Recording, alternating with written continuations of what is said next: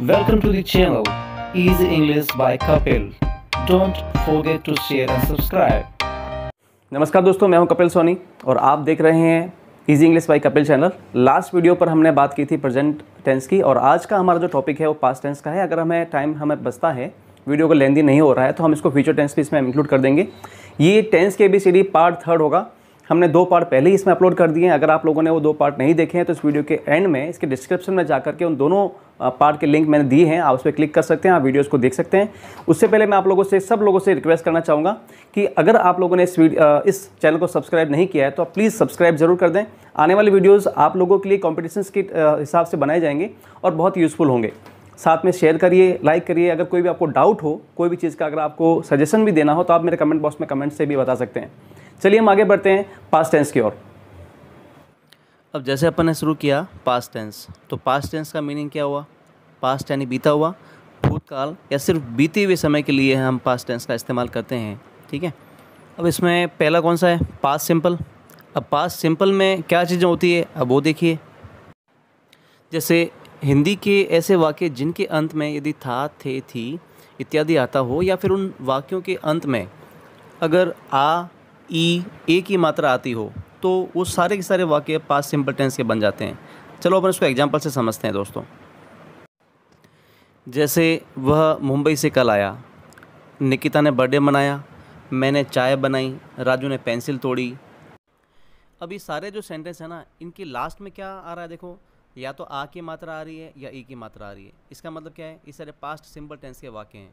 तो इन सारे सेंटेंसेस को हम पास्ट सिंपल टेंस में ही अपन इंग्लिश में कन्वर्ट करेंगे। अभी हम पढ़ते हैं पास्ट टेंस का पहला, पास्ट सिंपल का पहला जो अफर्मेटिव स्ट्रक्चर है, अपन उसके बारे में पढ़ते हैं। अफर्मेटिव स्ट्रक्चर में हमेशा पास्ट सिंपल टेंस में वर्ब की सेकंड फॉर्म का प्रयोग किया जाता है दोस्तों। यहाँ पर इसका स्ट्रक्चर होगा सब्जेक्ट प्लस वर्ब की second form plus object plus other. अब एग्जांपल देखो इसके। जैसे मेरे भाई ने खाना बनाया, my brother cooked food, Nita America गई, Nita went to America, Raj ने मुझे सब बता दिया, राज टोल्ड मी एवरीथिंग। अब इन सारे सेंटेंसेस के स्ट्रक्चर को गौर करोगे ना, तो पता चलेगा कि सभी का जो सब्जेक्ट है, सब्जेक्ट के बाद में उसके वर्ब की सेकंड फॉर्म, उसके बाद में इसका ऑब्जेक्ट और उसके बाद अदर्स इसमें प्रयोग किया गया है। जैसे पहले वाला वाक्य है ना, मेरे भाई ने खाना बनाया, तो इसमें सब्जेक्ट क्या है? मेरा भाई। उसके बाद में इसमें ऑब्जेक्ट क्या है? खाना, फूड। और वर्ब कौन सी है? कुक, बनाना। बनाने को अपन कुक बोलते हैं और सेकंड फॉर्म इसका इस्तेमाल किया गया है। दूसरा वाक्य देख लो, इस नीता अमेरिका गई, बहुत सिंपल सा सेंटेंस है ये। नीता सब्जेक्ट हो गया, जाने को गो बोलते हैं, गो की सेकंड फॉर्म वेंट हो गई, कहाँ गई? अमेरिका गई, तो Nita went to America. Raj ने मुझे सब बता दिया है, तो राज हो गया सब्जेक्ट, और बताने को टेल बोलते हैं, यहाँ सेकंड फॉर्म टोल्ड का इस्तेमाल किया गया है। मुझे बताया है तो मी, तो राज टोल्ड मी एवरीथिंग, ये हो गया सेंटेंस, तीसरा सेंटेंस। अब ये तो हो गया पास्ट सिंपल का अफर्मेटिव स्ट्रक्चर। अब हम बढ़ते हैं इसका नेगेटिव स्ट्रक्चर की तरफ। अब इसका नेगेटिव स्ट्रक्चर देख लीजिए। यहाँ पर subject plus did plus not plus verb की first form plus object plus other.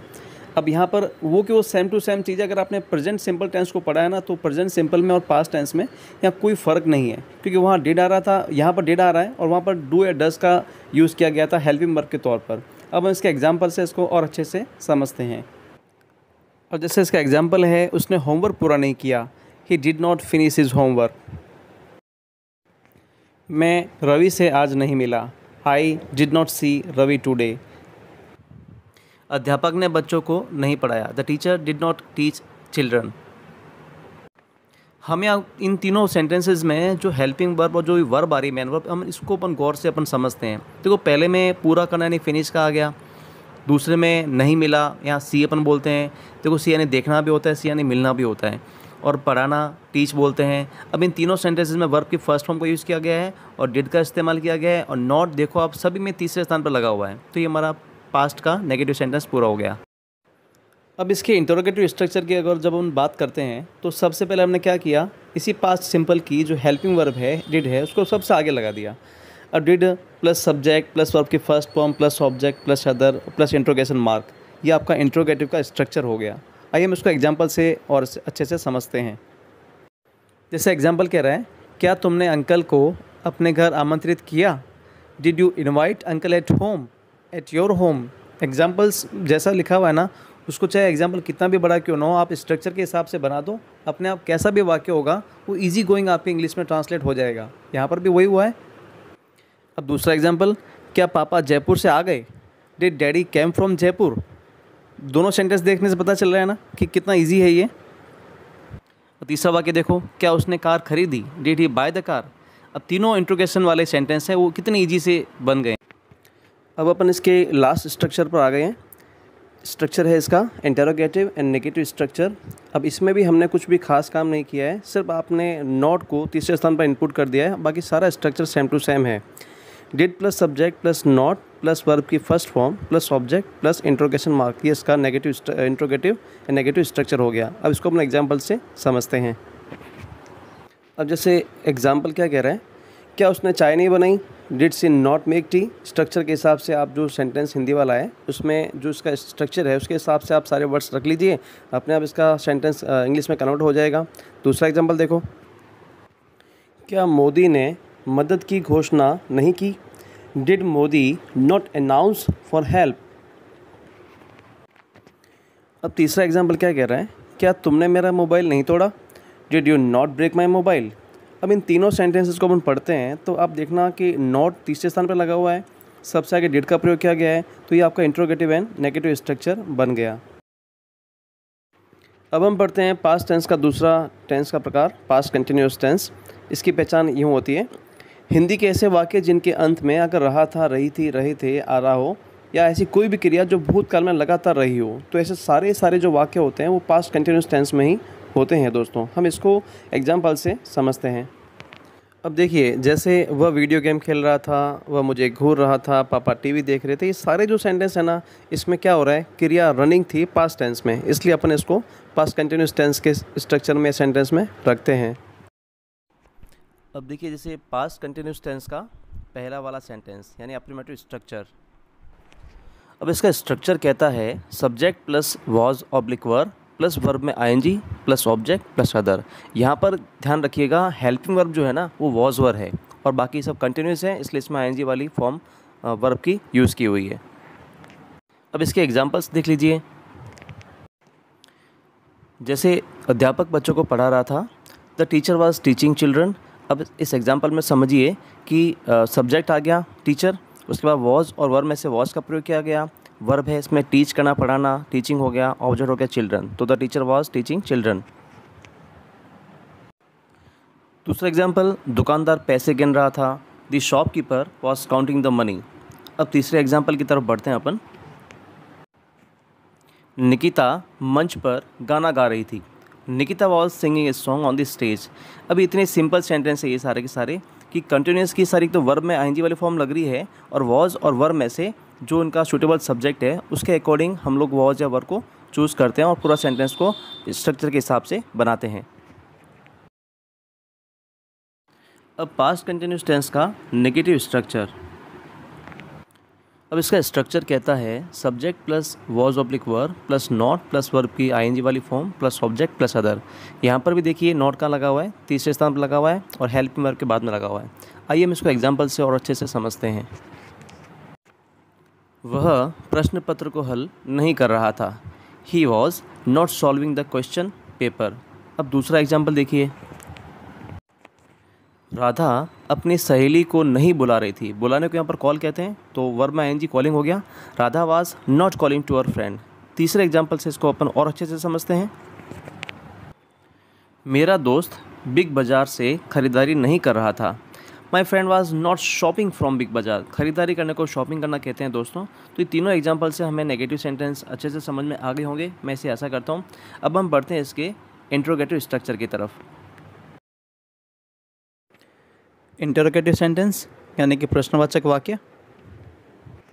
अब पास्ट कंटिन्यूस टेंस का जो इंटरोगेटिव स्ट्रक्चर है वो इस प्रकार से होगा। अब देखिए इसके स्ट्रक्चर में भी was verb plus subject plus verb में आईएनजी वाली form plus object plus other plus interrogation marks, ये इसका पूरा इसका स्ट्रक्चर बन गया इंटरोगेटिव का। अब इसके एग्जाम्पल जो हैं वो निम्न प्रकार से हैं, देख लीजिए। क्या वह कुछ लिख रही थी, वॉज शी राइटिंग समथिंग। अब देखिए बहुत ही सिंपल सा सेंटेंस है ये, इसमें वॉज और वर्ब में से वॉज लगा दिया, सब्जेक्ट इसमें लड़की है तो लड़की के लिए शी का इस्तेमाल किया, उसके बाद लिखने को राइट बोलते हैं तो वर्ब में आईएनजी राइटिंग हो गया और कुछ लिख रही थी तो समथिंग हो गया और पीछे क्वेश्चन मार्क लगा दिया हमने। अब दूसरा एग्जांपल देखो, क्या चाची कपड़े धो रही थी? Was aunt washing the clothes? चलो एक और एग्जांपल से हम समझते हैं इसको। क्या वे आपस में लड़ रहे थे? Were they fighting with each other? अब देखिए सेंटेंस को हम थोड़ा डिस्क्राइब कर लेते हैं। यहाँ वे यानी बहुवचन है, तो यहाँ वॉज और वर में से वर का यूज़ किया गया है। और उसके बाद में यहाँ पर आपस में को बोलते हैं ईच अदर, और लड़ने को फाइट बोलते हैं। तो यहाँ पर जो हेल्पिंग वर्ब है वो वॉज वर्ब में से हमने वर का इस्तेमाल किया और आईएनजी लगा दी मेन वर्ब में। इस प्रकार से ये अपना इंट्रोगेटिव स्ट्रक्चर पूरा हो गया। अब हम बढ़ते हैं पास्ट कंटिन्यूस टेंस का सबसे चौथा यानी कि लास्ट वाला स्ट्रक्चर या इसका वाक्य, इंटरोगेटिव एंड नेगेटिव स्ट्रक्चर। अब इसका स्ट्रक्चर इस प्रकार से होगा, was verb plus subject plus not plus verb में आईएनजी वाली form plus object plus other. देखिए मैं हमेशा से कहता आया हूँ कि नॉट को तीसरे स्थान पर लगा दो तो कोई भी स्ट्रक्चर नेगेटिव बन जाएगा। अब जो पिछला वाला जो उसका स्ट्रक्चर था हमने कुछ भी चेंज नहीं किया, सिर्फ इसके तीसरे स्थान पर नॉट लगा दिया और पूरा इसका स्ट्रक्चर बन गया। चलो हम इसको एग्जाम्पल से और भी समझते हैं। क्या सुनील किचन में सब्जियां नहीं काट रहा था? Was Sunil not cutting the vegetables? क्या कृष्ण बांसुरी नहीं बजा रहा था? Was Krishna not playing the flute? चलो एक और लास्ट एग्जाम्पल से समझते हैं इसको अपन। क्या रमेश और सुरेश दोनों खेल नहीं रहे थे? Were Ramesh and Suresh both not playing?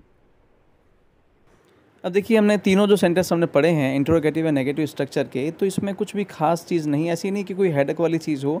Easy है बिल्कुल ही, आप लोगों को सिर्फ हेल्पिंग वर्ब पर ध्यान होना चाहिए और स्ट्रक्चर कैसे बनता है इसका अभ्यास हो जाना चाहिए। तो अपने आप कोई भी सेंटेंस कैसा भी होगा ऑटोमेटिकली जो है आपका इंग्लिश में कन्वर्जन हो जाएगा। अब हम लोग पढ़ रहे हैं पास्ट टेंस का तीसरा प्रकार यानी कि पास्ट परफेक्ट टेंस हम पढ़ रहे हैं। पास्ट परफेक्ट टेंस को पढ़ने से पहले आइए हम जानते हैं कि पास्ट परफेक्ट टेंस होता क्या है। अब देखिए पास्ट परफेक्ट टेंस में क्या होता है कि कोई भी ऐसी घटना हो या ऐसा कोई भी वाक्य हो जिसमें कोई भी क्रिया अगर आ रही हो या उस क्रिया का जिक्र किया जा रहा है तो वह घटना पहले ही उस भूतकाल में शुरू भी हो गई हो और ख़त्म भी हो गई हो स्पेसिफिक टाइम में। या अगर सामान्य शब्दों में अगर हम कहें ना तो हिंदी के ऐसे वाक्य जिसके अंत में चुका था, चुकी थी, चुके थे ये शब्द आने चाहिए। या फिर ऐसे वाक्य जिनमें खास तौर पर भूतकाल में भूतकाल की घटना का जिक्र होता है। चलो हम इसको कुछ एग्जाम्पल से स्पष्ट करते हैं। जैसे उसने मुझे पहले ही बता दिया था, मैंने 2012 में 12th पास कर ली थी। अब देखो तीसरा वाक्य कह रहा है गाड़ी 6 बजे से पहले ही रवाना हो चुकी थी। अब देखिए दोस्तों इन तीनों सेंटेंसेस में अगर आप थोड़ा ध्यान से देखोगे तो आपको जो भी घटना जो पूरी हुई है उससे पहले एक घटना और हुई है या फिर उसमें टाइम का उल्लेख किया हुआ है। अब पहला वाक्य क्या कह रहा है, जैसे उसने मुझे पहले ही बता दिया था, तो बताया तो था, पास्ट टेंस हुआ, बट उससे पहले कुछ और घटना हुई थी। मैंने 2012 में 12वीं पास कर ली थी, अभी 2020 चल रहा है तो 2012 में यानी कि ये घटना जब पास कर ली थी तब 2012 साल ईयर चल रहा था। तीसरे वाले वाक्य में 6 बजे से पहले गाड़ी रवाना हो चुकी थी, यानी गाड़ी के रवाना होने का जो क्रिया है वो क्रिया 6 बजे से पहले हुई थी। इन तीनों में कोई टाइम दे रखा है, इसका मतलब क्या हुआ, यह पास्ट परफेक्ट टेंस को इंडिकेट करता है। तो ये हमारा पास्ट परफेक्ट टेंस का पूरा की पूरी इसकी ये पहचान है। अब पास्ट परफेक्ट टेंस का पहला जो उसका वाक्य का प्रकार है वो है अफर्मेटिव स्ट्रक्चर। अब इसका स्ट्रक्चर इस प्रकार से होगा, subject plus had plus verb की third form plus object plus other. अब देखिए जैसे अगर आपको याद हो तो प्रेजेंट परफेक्ट टेंस की हेल्पिंग वर्ब थी हैज़ और हैव, यहाँ पर हेल्पिंग वर्ब है हैड। बाकी इन दोनों स्ट्रक्चर में कोई भी फ़र्क नहीं है दोस्तों, बाकी देखो सब कुछ सेम टू सेम है। वहाँ हैज़ हैव था, यहाँ पर हैड है, बाकी वर्ब की थर्ड फॉर्म यहाँ पर भी है और पूरा स्ट्रक्चर इसका पास्ट परफेक्ट टेंस का अफर्मेटिव का स्ट्रक्चर ये आपके सामने दिया गया है। अब हम इसके एग्जाम्पल से इसको और भी क्लियर करते हैं। अब एग्जाम्पल कह रहा है वह बैंक में पैसे जमा करा चुकी थी, she had deposited money in the bank. सबसे इजी है, इसकी पहचान आप देख लीजिए, चुका चुकी चुकी थी, तो यहाँ पर भी चुकी थी लिखा हुआ है इसलिए पास्ट परफेक्ट टेंस। दूसरा एग्जाम्पल देखो, उसने शादी से पहले MBA कर लिया था, he had completed MBA before marriage. Doctor के पहुँचने से पहले मरीज मर चुका था, the patient had died before doctor arrived. अब इन तीनों सेंटेंसेस में अगर आप ध्यान से देखोगे ना तो एक कॉमन इंग्लिश वर्ड का यूज़ किया गया है बिफोर, क्योंकि ये सबसे इसकी बेसिक पहचान है। अगर किसी भी सेंटेंस में बिफोर का यूज़ किया हुआ है तो मे बी वह पास्ट परफेक्ट टेंस का सेंटेंस हो सकता है दोस्तों। तो यह आपको मैंने तीनों एग्जाम्पल से समझा दिया। अब हम बढ़ते हैं पास्ट परफेक्ट टेंस के नेगेटिव स्ट्रक्चर की तरफ। नेगेटिव स्ट्रक्चर देखिए, subject plus had plus not plus verb की third form plus object plus other. देखिए नॉट वही हमने तीसरे स्थान नॉट लगा दिया है, तो इसका नेगेटिव स्ट्रक्चर हो गया। आइए इसका एग्जांपल देखते हैं। सुमित ने कंपनी से रिज़ाइन नहीं किया था। Sumit had not resigned from the company. देखिए कितना सिंपल सा वाक्य है और इसको अपन नेगेटिव में हमने इसको रखा है पास्ट परफेक्ट टेंस के। दूसरा एग्जांपल देखते हैं। हमने इसे 100 रुपये में नहीं ख़रीदा था। We had not bought it for 100 rupees. दोस्तों तीसरा वाक्य थोड़ा सा लंबा ज़रूर है बट इतना टफ नहीं है। न्यायाधीश ने सुनवाई से पहले चोर को दंडित नहीं किया था। द जज had not punished the thief before hearing. अगर आप थोड़ा ध्यान से देखेंगे तो हमने स्ट्रक्चर के हिसाब से ही इन हिंदी वाक्यों से इंग्लिश में इसको कन्वर्ट किया है। तो स्ट्रक्चर के हिसाब से आप सारे सब्जेक्ट को, वर्ब को, ऑब्जेक्ट को अपनी जगह पर रख दो। अपने आप सेंटेंस चाहे कितना भी लंबा क्यों ना हो वो आपके सामने बहुत ईजीली आपसे बन जाएगा। जैसे पहले तीसरे वाला वाक्य में न्यायाधीश द जज हो गया और उसके बाद हैड, उसके बाद नॉट, दंडित करना, पनिश्ड थर्ड फॉर्म आ गई। किसको पनिश किया उसने? चोर को किया, द थीफ। और बिफोर हियरिंग तो ये अदर्स में चला जाएगा। याद रखिएगा सब्जेक्ट वर्ब ऑब्जेक्ट लगाने के बाद जो भी पीछे कुछ बचता है आप उसको सबसे वाक्य के लास्ट में अदर्स में लगा सकते हैं दोस्तों। इस बात को कभी मत भूलना प्लीज़। अब हम लोग तीसरे को छोड़ करके चौथा वाला स्ट्रक्चर ले रहे हैं, इंट्रोगेटिव एंड नेगेटिव स्ट्रक्चर। देखिए इसको ध्यान से प्लीज़। अभी चौथे प्रकार का जो वाक्य बनता है उसमें भी हमने क्या किया, सिर्फ इसका इंट्रोगेटिव जो इसका सेंटेंस बनेगा तो उसमें हमने तीसरे स्थान पर सिर्फ नॉट लगा दिया है। तो इसका स्ट्रक्चर इस प्रकार से होगा, had plus subject plus not plus verb की third form plus object plus other और प्लस इंट्रोगेशन मार्क। ठीक है, अब देखो इसके एग्जाम्पल। अब हमने पिछले वाले एग्जाम्पल्स को ही जो है इसका इंट्रोगेटिव बना दिया है। क्या सुमित ने कंपनी से रिज़ाइन नहीं किया था? Had Sumit not resigned from the company. क्या हमने इसे 100 रुपये में नहीं ख़रीदा था? Had we not bought it for 100 rupees. अब इसका तीसरा एग्जाम्पल देख लीजिए। क्या न्यायाधीश ने चोर को सुनवाई से पहले दंडित नहीं किया था? हैड द जज not punish the thief before hearing. अब देखो हमने इस इंट्रोगेटिव सेंटेंस के अंदर हमने सिर्फ इसका इंट्रोगेटिव स्ट्रक्चर नहीं बनाया अभी, है ना, बल्कि ये इंट्रोगेटिव और नेगेटिव दोनों के दोनों साथ में बनाए हमने, ताकि हमारा कुछ टाइम बच सके और बहुत इजीली समझ में आए।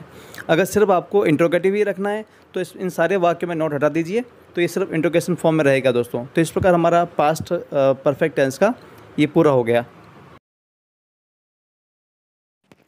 अब हम पास्ट टेंस का सबसे चौथा वाला जो टेंस का प्रकार है यानी कि पास्ट परफेक्ट कंटिन्यूअस टेंस को हम पढ़ रहे हैं दोस्तों। बट उससे पहले हम इसकी बात कर लेते हैं कि पास्ट परफेक्ट कंटिन्यूअस टेंस होता क्या है। अब पास्ट परफेक्ट कंटिन्यूअस टेंस आप इसे हम वही की वही चीज़ें जो आपने प्रेजेंट टेंस में चौथा प्रेजेंट का पढ़ा था, प्रेजेंट परफेक्ट कंटिन्यूअस टेंस। फ़र्क सिर्फ इतना था कि वो प्रेजेंट टेंस में था, यानी कोई काम उस वक्त चल रहा है, अभी वर्तमान में चल रहा है, वो उसके बारे में था। और ये जो है जो घटना बीत चुकी थी, जो हो गई थी, उसके बारे में है। बाकी इसमें कोई चेंजिंग नहीं है। अगर आपको पास्ट परफेक्ट कंटिन्यूअस टेंस को और अच्छे से समझना है दोस्तों तो एक बार प्रेजेंट टेंस का वीडियो ज़रूर देख लीजिएगा प्लीज़। हिंदी के वो सारे वाक्य जिसके अंत में अगर रहा था, रही थी, रहे थे अगर आ रहा हो और साथ में अगर समय का उल्लेख भी दिया गया हो दोस्तों, तो वह वाक्य हमेशा पास्ट परफेक्ट कंटिन्यूअस टेंस का ही होगा। जैसे आप देख लीजिए, जैसे मैं पिछले 3 साल से अभ्यास कर रहा था। वह 2015 से मेरी देखभाल कर रहा था। मैं बचपन से ही पैसे बचा रहा था। अब वास्तव में देखें ना अपन, तो ये तीनों के तीनों सेंटेंस में देखिए 3 बातें तो कॉमन आपको दिख रही होगी। पहले वाले वाक्य में 3 साल यानी कि पीरियड ऑफ टाइम यहाँ पर शो हो रहा है। दूसरे वाले वाक्य में 2015 से यानी कि फिक्स पॉइंट ऑफ टाइम यहाँ दिख रहा है। और तीसरे वाले वाक्य में भी फिक्स पॉइंट ऑफ टाइम यानी कि बचपन से ही आपको इसमें जो है टाइम दे रखा है। यानी कि क्या हुआ, ये तीनों के तीनों जो सेंटेंस है वो इंडिकेट करते हैं पास्ट परफेक्ट कंटिन्यूअस टेंस को। आइए हम इसको समझते हैं इसके स्ट्रक्चर के साथ में। अब पास्ट परफेक्ट कंटिन्यूअस टेंस का जो पहला स्ट्रक्चर किस प्रकार से होगा आइए देखते हैं। अब देखिए जैसे प्रेजेंट परफेक्ट कंटिन्यूस टेंस की हेल्पिंग वर्ब हैज़ है प्लस बीन आ रही थी, ठीक उसी तर्ज पर यहाँ पर हेल्पिंग वर्ब क्या आ रही है, हैड प्लस बीन, यानी कि हैड बीन आ रही है। तो इसका स्ट्रक्चर इस प्रकार से होगा, subject plus had plus been plus verb में ING plus object plus since oblique for plus time plus other. ये पूरा इसका अफर्मेटिव का स्ट्रक्चर होगा दोस्तों। देखिए अब हम एक एग्जांपल से इसको स्पष्ट कर देते हैं। जैसे मैं पिछले 3 सालों से अभ्यास कर रहा था, तो I had been practising for last 3 years, for last 3 years. अब यहाँ सिंस ऑफ 4 की जगह 4 आ गया, क्योंकि यहाँ पर पिछले 3 सालों से हैं, तो यहाँ पर पीरियड ऑफ टाइम दिया गया है और सब्जेक्ट इसका आई है। इस सेंटेंस में कहीं पर भी ऑब्जेक्ट नहीं है। और बाकी यहाँ पर आप देख सकते हैं हैड बीन का प्रयोग किया गया है और अभ्यास करने को प्रैक्टिस कहते हैं, तो यहाँ पर प्रैक्टिसिंग लिख दिया गया है। तो ये पूरा सेंटेंस अपने स्ट्रक्चर के हिसाब से इंग्लिश में ये कन्वर्ट हो गया है दोस्तों। अपन दूसरे एग्जांपल से इसको और समझते हैं, जो हमने पिछली बार जस्ट लास्ट हमने अभी जो पढ़ा है उसी को अपन रिपीट कर लेते हैं। अब देखिए जैसे ही कह रहा है, एग्जांपल कह रहा है, वह 2015 से मेरी देखभाल कर रहा था। He had been looking after me since 2015। देखो देखभाल करने को अपन बोलते हैं लुक आफ्टर, यहाँ पर आईएनजी लगेगा, लुकिंग आफ्टर होगा, हैड बीन लग गया इसकी हेल्पिंग वर्ब, और यहाँ पर 2015 से पहले सिंस का प्रयोग किया गया है क्योंकि ये फिक्स पॉइंट ऑफ टाइम है। वह 40 सालों से उस घर में रह रहा था। He had been living in that house for 40 years. अभी सारे एग्जांपल्स पढ़ने से देखो कितना इजी लग रहा है कि आप सिंस और फॉर का प्रयोग कर पा रहे हैं, और हैड बीन का भी यहाँ प्रयोग स्पष्ट तौर पे आपको बताया गया है, आपको वर्ब भी समझाई गई है और टाइमिंग का भी पूरा बता दिया गया है। तो आप इसको ध्यान से पढ़िएगा। आपको नहीं समझ में आया तो प्लीज़ कमेंट बॉक्स में मुझे ज़रूर बताना। अब हम पास्ट परफेक्ट कंटिन्यूअस टेंस का नेगेटिव स्ट्रक्चर को पढ़ रहे हैं। स्ट्रक्चर कहता है subject plus had plus not. देखो नॉट कहाँ लग रहा है, तीसरे स्थान में नॉट लग रहा है। उसके बाद बाकी पूरा स्ट्रक्चर सेम टू सेम है, प्लस बीन प्लस वर्ब में ING plus object plus since oblique for plus time plus other. हमने पिछले वाले स्ट्रक्चर में शायद टाइम का प्रयोग नहीं किया था, तो सिंस और फॉर का प्रयोग टाइम के लिए ही होता है दोस्तों, तो इसमें कोई कन्फ्यूजन नहीं होना चाहिए आपको। चलो हम इसको भी एग्जाम्पल से स्पष्ट कर देते हैं। जैसे वह 10 दिनों से कुछ नहीं कर रहा था। He had been doing nothing for 10 days. कुछ नहीं को नथिंग कहा गया है और 10 दिन यानी पीरियड ऑफ टाइम है, तो हमने फॉर का यहाँ पर यूज़ किया है। चलो दूसरा एग्जाम्पल भी ले लेते हैं। वह पिछले कुछ दिनों से मेरा फ़ोन नहीं उठा रहा था। He had not picking up my calls for last few days. वह 3 दिनों से अपना होमवर्क ख़त्म नहीं कर रहा था। He had not finishing his homework for 3 days. तो ये सारे सेंटेंस पढ़ने से हमें ये पता चल जाता है कि हैड बीन, नॉट का प्रयोग कहाँ किया जाना चाहिए, सिंस ऑफ फॉर का प्रयोग कहाँ किया जाना चाहिए। ये सब बहुत ईजी दोस्तों, जैसा प्रेजेंट टेंस में वैसा वैसा पास्ट टेंस में ही है। हाँ आइए हम आगे बढ़ते हैं। अब पास्ट परफेक्ट कंटिन्यूअस टेंस का तीसरा स्ट्रक्चर क्या कहता है, इंटरोगेटिव स्ट्रक्चर। आइए देखते हैं। यहाँ पर हमने क्या किया, सिर्फ हेड को बाहर ले लिया, बाकी इसको एज इट इज़ छोड़ दिया। Had plus subject plus been plus verb में ING plus object plus since oblique for plus time plus other. क्या पुलिस 20 सालों से उस चोर का पीछा कर रही थी। Had the police been following the thief for 20 years. क्या बच्चे सुबह से अध्यापक को परेशान कर रहे थे। Had children been teasing the teacher since morning. क्या वह 2 दिनों से सीख रहा था। Had he been learning for 2 days.